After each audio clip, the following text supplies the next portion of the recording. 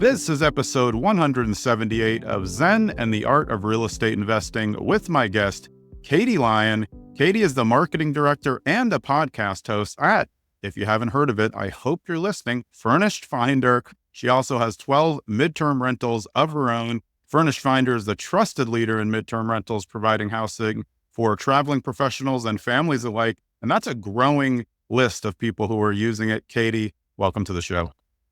Thank you. So good to be here. Yeah, I'm excited to talk to you about midterm rentals. We've definitely had a few shows, but it's always interesting to get other people's takes on why they got into it and the background. When you were growing up, were you interested in real estate at all? I wasn't. When I was growing up, I was very interested in sports and I was interested in photography, and I really wasn't drawn too much in the business sector or Yeah, investing or real estate at all.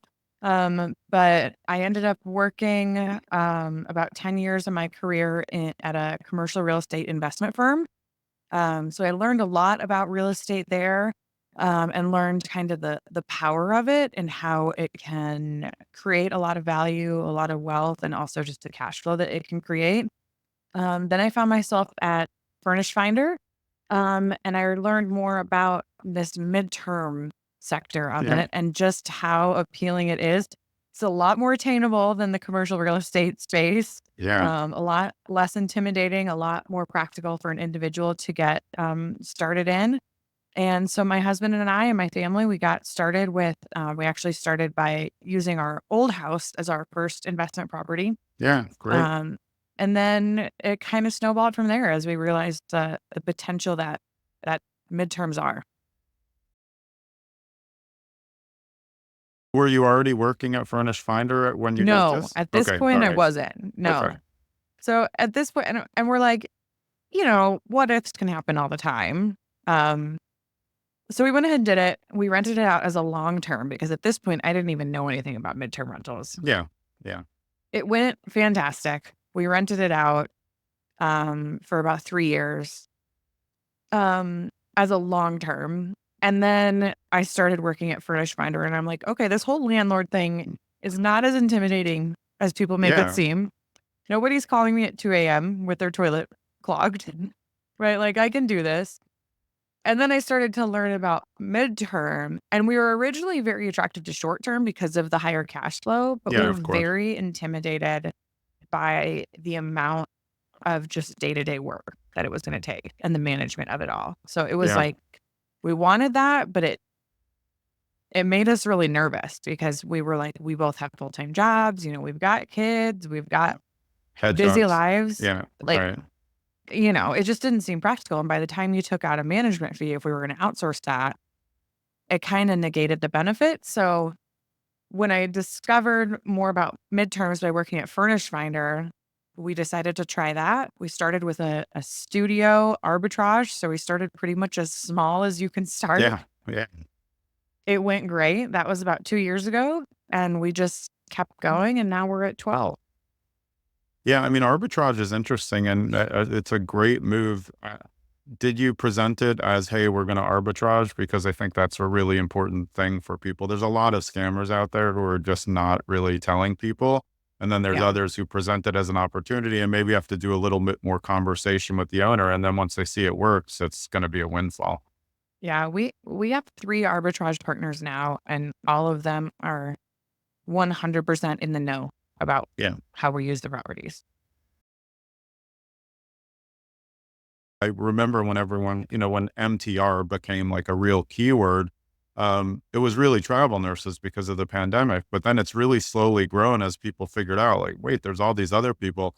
I've seen just because I'm licensed as an agent also is there's a subset of people who they need to sell. They just don't know where they're going to go, but they don't want to be contingent on their sale and their buy. So this Yeah. really suits that. So for like realtor investors, it's a no brainer to try to acquire midterms because you can put your own clients in there, either gift it to them or charge them less or charge them regular. And I think in the pricing, it's much easier also, short terms, you're Mhm. talking about dynamic pricing and vacancy, whereas, you're 13 weeks to 3 months. Great.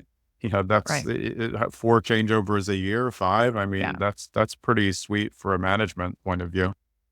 Yeah, realtors have a huge opportunity because even just by being knowledgeable in the space, what they can Yeah. offer buyers and sellers as like a tool is huge. And then once you get into helping people, either turn their property in that maybe they have a low interest rate on and they want to keep into a midterm rental, or there's so many opportunities that real estate agents have. They can become that expert in their area and start building a funnel with it, right? Like Yeah. it's huge, and it's not an overly complex niche, right? Like it is back to the basics, and it's about having those relationships, and like I said, like just making quality rentals for people.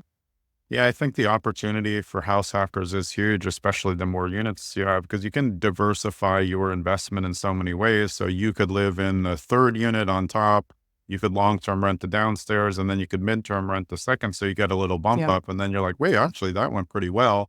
First floor tenants leaving. Maybe I'll do midterm in both, or maybe do short term Yeah. in one. It just gives you a lot more control over your property to figure out if this works. And I've seen I work with a lot of landlords, and now we're seeing like, hey, this is taking a long time to long-term rent. Maybe we should think about doing midterm. It's much easier. You don't have to over budget, like we said before, and really put the extra design in. You just need to make a creature Mhm. comfort and cozy for someone who's going to be there a while.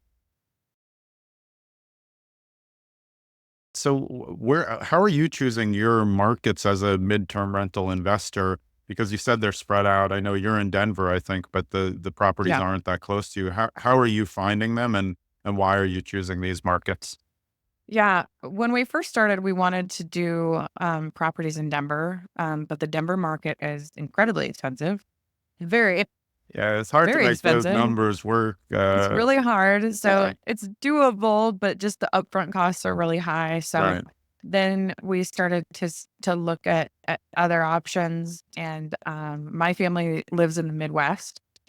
So I was like, well, if we can't do it in my backyard, maybe we can do it in your backyard. Yeah, smart. And they have a really, really solid medical system where they're at, based around a university. So we also had kind of the academic pull there. And I'm like, well, this area should have tons of demand. And we started slow. Like I said, like we tested one and then we're like, that's doing great. Let's do another one. That's doing great. Let's see if we can go a little bigger or a little few miles this way or that way. We do have one property that's still in that same state, but it's a couple hours away because we wanted to test. Okay, can we make this work if no one is within, like, I call it oh crap distance? Yeah, So yeah, like, oh crap, the cleaner can't yeah. come. Can you But come I make up still the don't want to room? drive there. Yeah, Right. So that was our test to see if we can do it without anybody in oh crap distance, which we totally can. It's harder, but it's not hard.